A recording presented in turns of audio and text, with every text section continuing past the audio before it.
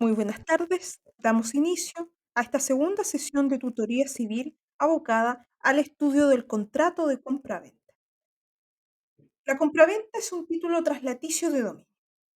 A diferencia de lo que acontece tanto en la legislación francesa como en la legislación comparada, y de acuerdo a lo dispuesto por los artículos 675 y 703 del Código Civil, la compraventa es en el derecho nacional un mero título traslaticio de dominio, es decir, un acto jurídico que por su naturaleza no transfiere el dominio, sino que confiere al comprador un antecedente que lo habilita para adquirirlo, ya que celebrado el contrato, surge para dicho comprador un derecho a exigir del vendedor que le entregue la cosa. Con todo, no puede pretender que lo haga propietario, sino solo poseedor. Como ya anticipamos al revisar el concepto de compraventa del artículo 1793 del Código Civil, la frase dar una cosa no es del todo correcta, siendo preferible haber empleado la frase dar o entregar una cosa. En efecto, al emplear el legislador la expresión dar una cosa, pareciera indicar que el vendedor necesariamente se obliga a transferir el dominio de la cosa por el contrato, toda vez que necesariamente tal obligación es de dar. Por el contrario, la obligación de entregar no supone transferencia de dominio y por tanto puede contraerla o asumirla quien no es dueño, puesto que en definitiva implica pasar la tenencia. Este último punto se ve reflejado en el artículo 1815, que valida la compraventa de la cosa ajena. También se observa otro tanto en las normas de la sociedad conyugal, donde el inciso cuarto del artículo 1739 alude a la entrega o tradición del bien respectivo. Por su parte, el artículo 1824 del mismo cuerpo legal deja muy en claro que la principal obligación del vendedor consiste en la entrega o la tradición. A su vez, el artículo 1807 se refiere a la entrega de la cosa. De esta manera, la obligación que contrae el vendedor es la de entregar la cosa y en ningún caso el hacer propietario al comprador.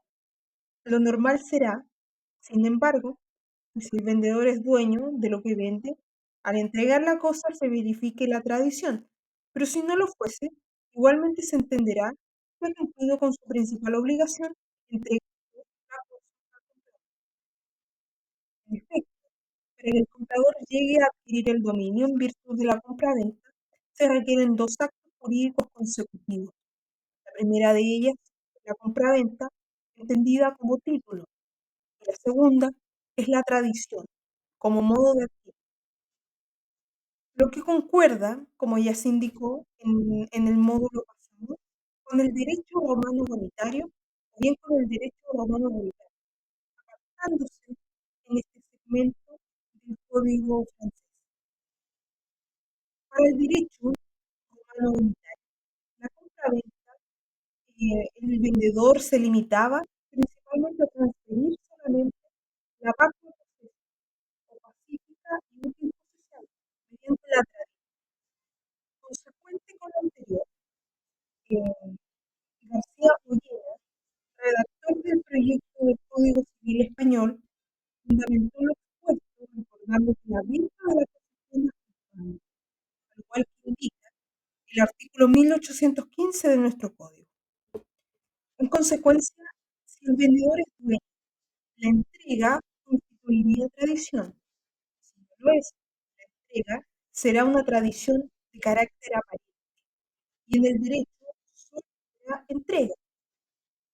Ahora bien, toda tradición es entrega, pero no toda entrega es tradición. Por ello, el artículo 1548 establece que la obligación de dar contiene entregar la cosa.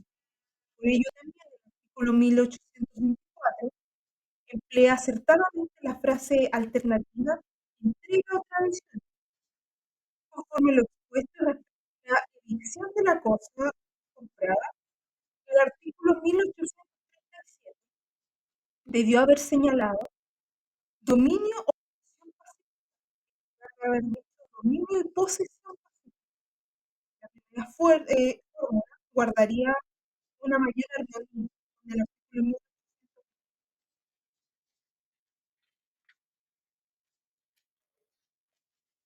Pasando de tema y recordando que en Roma coexistían en alguna época dos derechos civiles paralelos. El primero de ellos, el derecho unitario y el derecho unitario. Porque es importante remitirnos a los albores del derecho civil, porque en primer lugar, el primero es aplicable a quienes gozaban de la ciudadanía romana. El segundo era aplicable a quienes carecían de dicha ciudadanía. La diferencia de dominio conforme al primer derecho se hacía por medio de la mancipato, que era título trasladado y tradición a la vez, lo que implicaba que no podía celebrar mancipatio el que no era dueño de la cosa. En cambio, en el contrato de compraventa, una institución creada por el pretor para quienes no tenían la aludida ciudadanía romana, no se requería ser dueño de la cosa vendida y por tanto era válida la venta de la cosa ajena. Lo señalado en esta cápita, en cuanto a que el vendedor no necesariamente estaría obligado a transformar en dueño de la cosa el comprador. Esto es armónico con la tradición del derecho romano y medieval, según se puede verificar a continuación.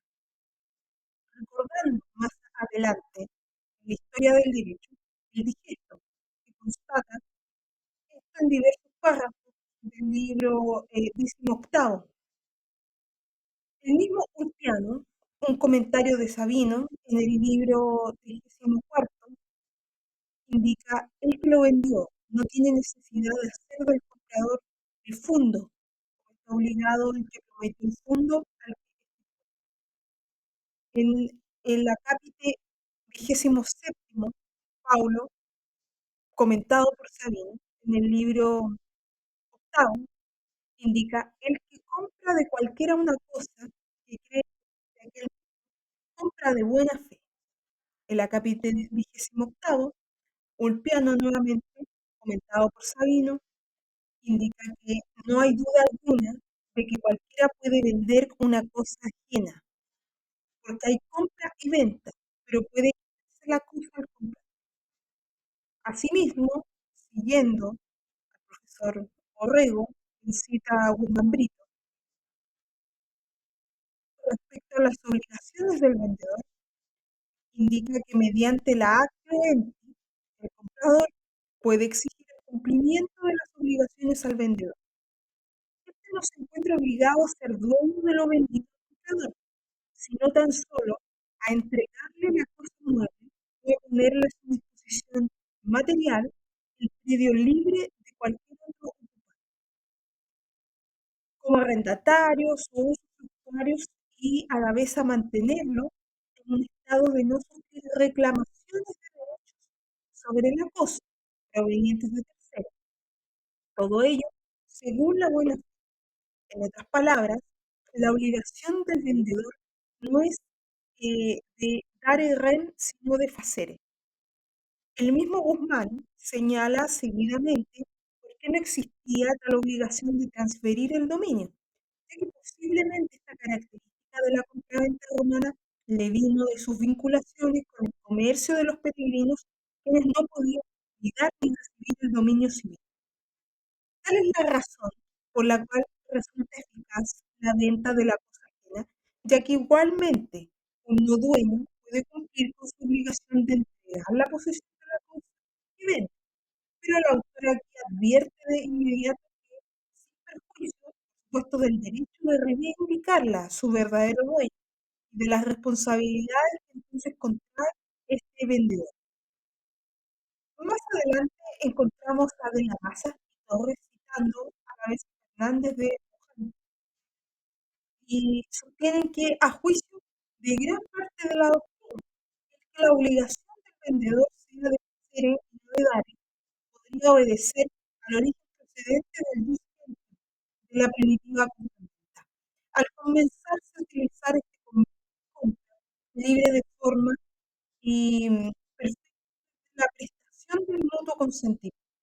En el ámbito del comercio internacional entre ciudadanos romanos y peregrinos, la obligación derivada de dicho acuerdo no podía consistir en un dare, ya que quien careciere de la condición de ciudadano no podía quedar obligado a transmitir un derecho real reconocido por el jus civile.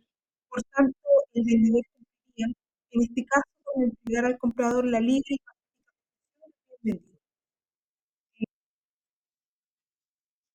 Con todo, la solución de la compraventa en el derecho romano se mantuvo en el derecho común durante el medievo. Las partidas no imponen al vendedor la obligación de transferir el dominio, obligándose el vendedor a la entrega y al pagamiento de la evicción. Por tanto, la venta de cosas ajenas se entiende igualmente válida.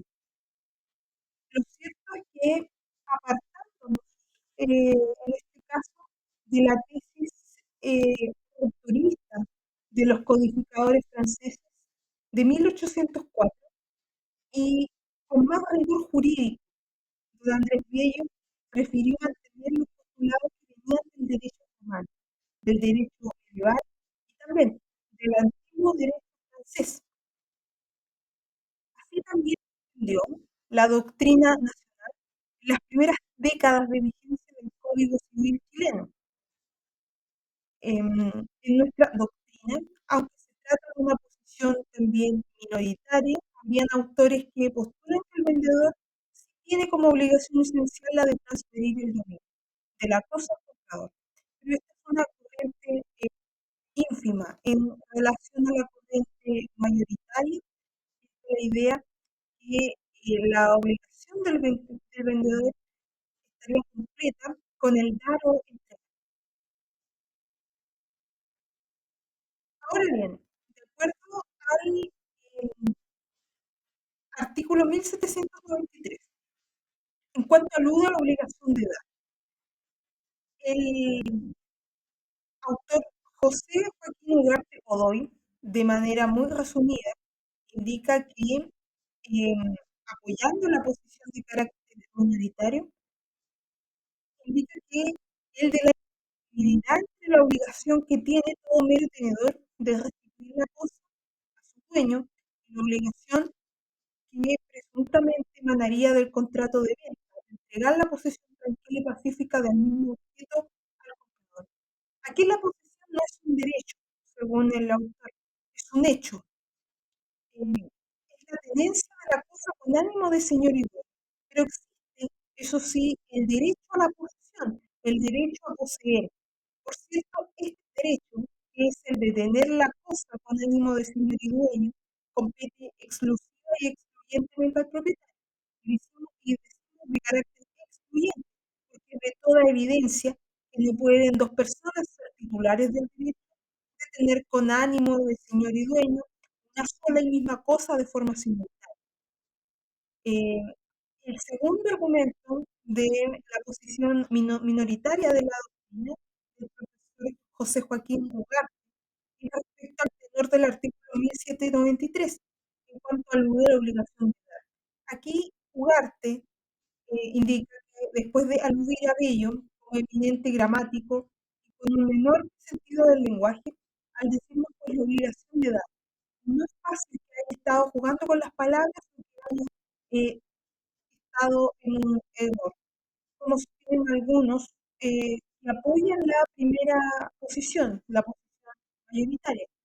Esto aparece aún más claro si se recuerda, a juicio del autor, el cuidado con que Potier, tan seguido por Bello, evitó la palabra dar en su definición de compraventa. Pues bien, las obligaciones de dar son las que tienen por objeto transferir la propiedad de una cosa u otro cualquier derecho. Otro sustento que el autor indica es la del tenor del artículo 703 y la del artículo 706, referente a la buena fe en la conciencia de haber adquirido el dominio de la cosa por medio de exentos de fraude y de todo otro juicio. Avanzando más en la materia, es hora de adentrarnos en los elementos del contrato de compraventa, luego de haber analizado someramente las discusiones doctrinarias y las posiciones mayoritarias y minoritarias en cuanto a las obligaciones del vendedor. En cuanto a los elementos del contrato, como todo contrato tiene elementos de la esencia de la compraventa, los cuales se pueden desprender del artículo 1801, artículo que indica lo siguiente: la venta se reputa perfecta desde que las partes han convenido en la cosa y en el precio, salva las excepciones siguientes: la venta de los bienes raíces, servidumbres y censos, y la de la sucesión hereditaria, no se reputan perfectas ante la ley mientras no se ha otorgado escritura pública. Los datos sectores pendientes, los árboles cuya madera se vende, los materiales de un edificio que van a derribarse, los materiales que naturalmente adhieren al suelo, como piedras, y sustancias minerales de toda clase no están sujetos a esa excepción. Así las cosas, de acuerdo al artículo 1801, para efectos de los elementos explícitos de trato en el inciso primero y segundo.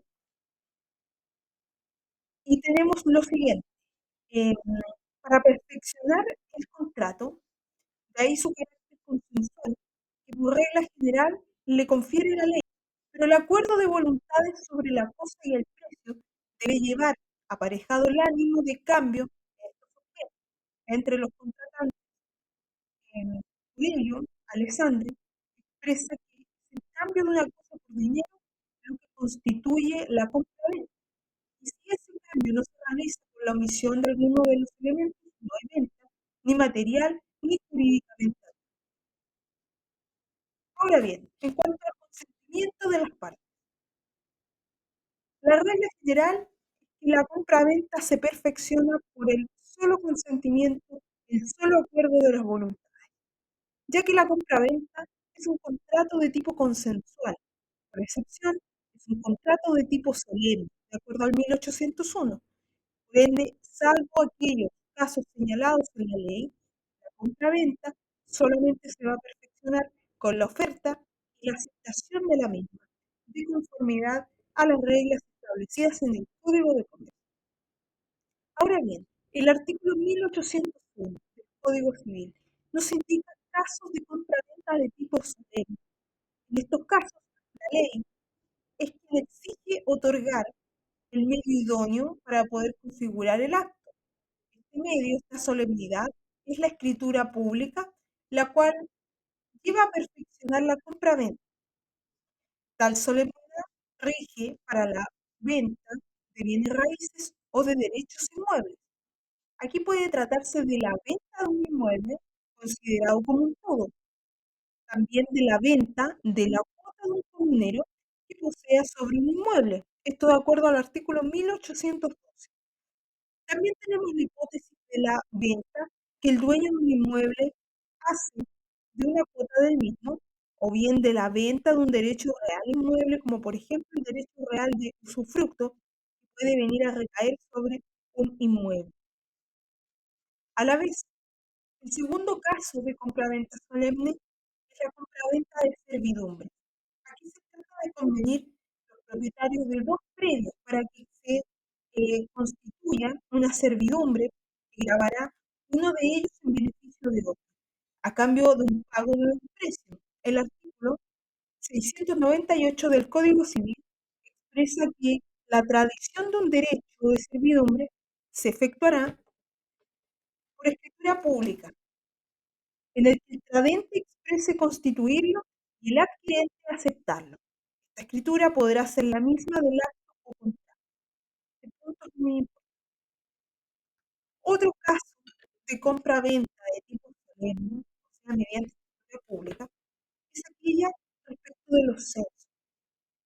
El censo está definido en el artículo 2022, el cual indica: se constituye un censo cuando una persona contrae una obligación de pagar a otra como rédito anual, reconociendo el capital correspondiente y grabando una finca suya con la responsabilidad del rédito y del capital. Este rédito se llama censo o canon. La persona que le debe es usuario y su acreedor censualista. El titular de un derecho de censo, denominado censualista, puede disponer de él por acto entre vivos o por causa de muerte, según las reglas generales, siempre que se trate de un censo sin cargo de restitución o de transmisión, de acuerdo al artículo 2031 del mismo Código. Indicar que los artículos 2043 y 2044, también del Código Civil, regulan respectivamente los casos de censo de transmisión no forzosa y de transmisión forzosa. En el primer caso, el censualista es libre de transferirlo y transmitirlo por testamento o a intestate. No sucede lo mismo en el segundo caso, en el cual el censualista no puede disponer del censo por acto entre vivos ni por testamento, sino que ha de pasar de una persona a quien corresponda según el acto constitutivo, en la forma prevista por el fundador, caso en el cual el origen de sucesión se denomina irregular y no, eh, y de no haberse previsto en el acto constitutivo se observará el orden de sucesión regular previsto por el artículo 2045. ¿Podría entonces el censualista vender su derecho real de censo en el caso de un censo de transmisión no forzosa, siempre que lo haga mediante una escritura pública? Quien compre tal derecho real tendrá la facultad de recibir el pago de los créditos anuales debido al censo censual. Otro ejemplo de contrato de compra-venta que es solemne, o sea, mediante escritura pública, es el caso de los derechos hereditarios. Lo cierto es que del estudio del objeto ilícito, sabemos que una persona no puede disponer en modo alguno de su derecho para suceder a una persona viva. No podría entonces vender su derecho en la futura sucesión de Dios y de hacerlo, al acto adolecería de objeto ilícito. Estaríamos ante un pacto de sucesión futura que está, por cierto, prohibido en la ley. Pero una vez fallecido el heredero será libre de vender su derecho en la herencia. Tal venta necesariamente deberá hacerse por escritura pública. Aquí hay que precisar que el heredero no está vendiendo el derecho que pueda tener sobre uno de los más o más bienes determinados de herencia dentro de las hereditarias, sino que aquí el que recae sobre un bien determinado. Por tanto, el heredero que vende su derecho de herencia va a tener que continuar interviniendo en la sucesión y a la vez que lo compre, que compre este derecho de herencia, en los hechos deja de intervenir en la sucesión y reemplaza la herencia como si fuese el heredero. Otro caso de compraventa de tipo solemne es aquella compraventa de todos los bienes presentes y futuros de una persona. Esto se desprende del artículo 1801, inciso segundo, y 1811. La venta de todos los bienes presentes y futuros de una persona de acuerdo al 1811. Lo cierto es que es nula la venta de todos los bienes presentes o futuros de uno y otros, ya se venda al total o una cuota, pero será válida la venta de todas las especies, géneros y cantidades que se designen por escritura pública, aunque se extienda a cuanto el vendedor posea o espere adquirir, con tal de que no comprenda objetos ilícitos. Las cosas no comprendidas en esta designación se entenderán que son en la venta y toda estipulación contraria es nula. En estos casos, lo cierto es que la escritura pública es un requisito generador del contrato o de la solemnidad propiamente tal, y por tanto, de faltar el contrato, adolecerá de nulidad absoluta, de acuerdo al 1682 del Código Civil, o incluso podría ser inexistente, de acuerdo a la interpretación del inciso segundo del 1701. Para aquellos que postulan la inexistencia como sanción en nuestro derecho, al efecto, verlo expuesto en el acápite de las formalidades, de acuerdo a la teoría del acto jurídico en relación a las solemnidades exigidas por vía de existencia.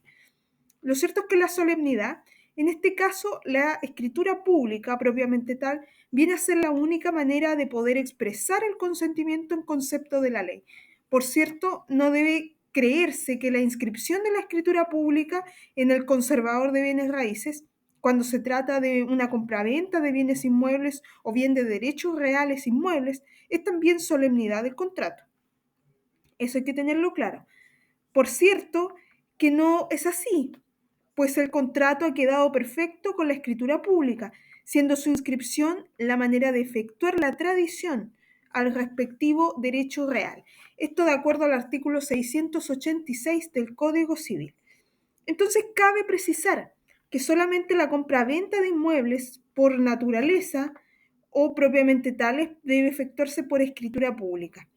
Los inmuebles por adherencia, los bienes que se reputan muebles por anticipación, con el objeto de constituir sobre ellos derechos en favor de terceros distintos del dueño, y los inmuebles por destinación que de venderse por separado del predio al cual están destinados, vendrían a recuperar su naturaleza de muebles. Estos no están sujetos, por tanto, a la solemnidad del 1801, inciso final, ya que en estos casos la compra-venta va a ser consensual. Además de todo lo anterior, esta solemnidad de carácter general no es la única. También tenemos otras formalidades que deben observarse en ciertos contratos de compraventa. Así, por ejemplo, tenemos el caso de la venta de los inmuebles de la sociedad conyugal, donde el marido, en su calidad de administrador, debe obtener la autorización de la mujer o de la justicia en subsidio, esto de acuerdo al 1749. Otro caso que encontramos en la legislación es aquella venta de inmuebles de una mujer casada también en sociedad conyugal, donde el marido debe obtener la autorización de la misma mujer, de acuerdo al 1754. Y para este caso, ante la negativa de la mujer, no hay autorización judicial supletoria. Pero si la mujer está impedida de manifestar su voluntad, el marido sí podrá solicitar la autorización subsidiaria de la justicia, pero esto como regla general. Otro caso que encontramos respecto a formalidades que vienen a habilitar de cierta forma a las respectivas partes para poder celebrar un contrato que además ya es solemne, porque estamos en la hipótesis de aquellos donde se requiere la escrituración por vía de instrumento público, es la de la venta de los bienes raíces y del derecho real de herencia de aquel hijo no emancipado, donde se requiere también la autorización judicial de acuerdo al 254. Otro caso es el de la herencia yacente, donde transcurridos 4 años desde la muerte del causante, el curador requiere la autorización judicial para poder vender todos los bienes hereditarios existentes y además que se ponga el producto a interés de las debidas seguridades. O si no, las existentes se deposite en este caso, si es que no hay sucesores, en las arcas del Estado, de acuerdo al 484. También encontramos en las normas sobre la muerte presunta los herederos presuntivos, que durante el periodo de la posesión provisoria requieren de autorización judicial, previo informe del defensor de ausentes, para poder vender en pública subasta los bienes del desaparecido de acuerdo al artículo 88. También tenemos el caso de la venta de inmuebles y de muebles preciosos o con valor de afección que pertenezcan al que está bajo guarda. Aquí es necesaria siempre la autorización judicial y además realizarla por pública subasta de acuerdo a los artículos 393 y 394 del Código Civil. Ahora bien, ¿sobre qué recae el consentimiento a la hora de hablar del acto jurídico y en este caso del contrato de compraventa? Lo cierto es que sobre la cosa objeto del contrato, sobre el precio de la cosa y sobre la propia venta. Ante ello, respecto al primer punto, podemos indicar que no debe existir error. ¿Error sobre qué? Error sobre la cosa objeto del contrato. En la determinación de la cosa, Esto es si aquello se vende es como una especie o cuerpo cierto o una cosa solamente determinada por su género. Tampoco tiene que haber error en la identidad de la cosa si lo que se vende fuere una especie o cuerpo cierto. Tampoco se puede errar en el número de cosas si aquello que se vende fuera una cosa determinada solamente por su género. Tampoco en la calidad esencial que debe tener el objeto de la prestación, ni en la sustancia de la misma, y tampoco en algunos casos en la cualidad accidental, de acuerdo a los artículos 1453 y 1454 del Código Civil.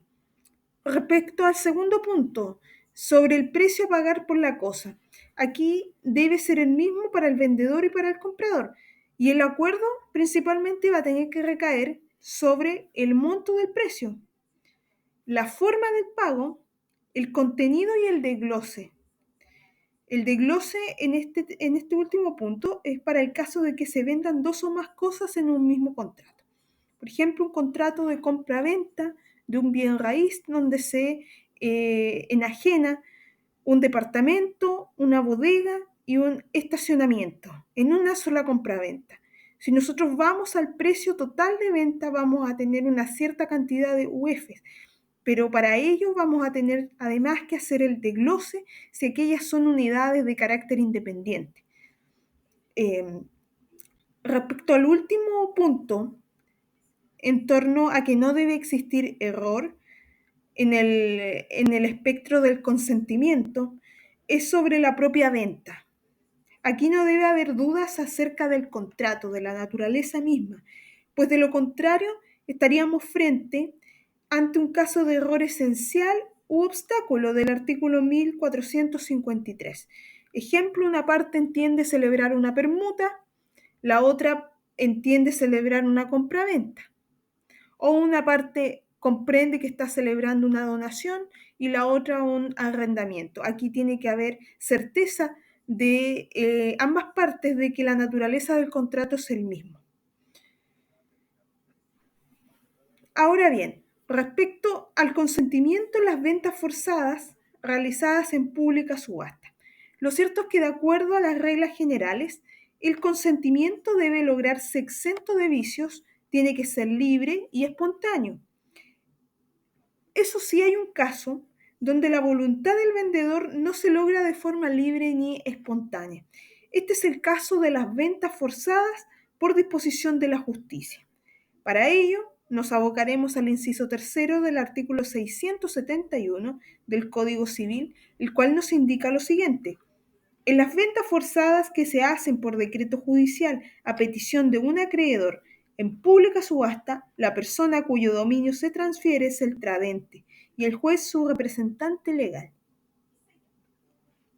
En estos casos, se afirma que el deudor otorgó su consentimiento de antemano al contraer la obligación y someterse al derecho de prenda general sobre los bienes en favor del acreedor.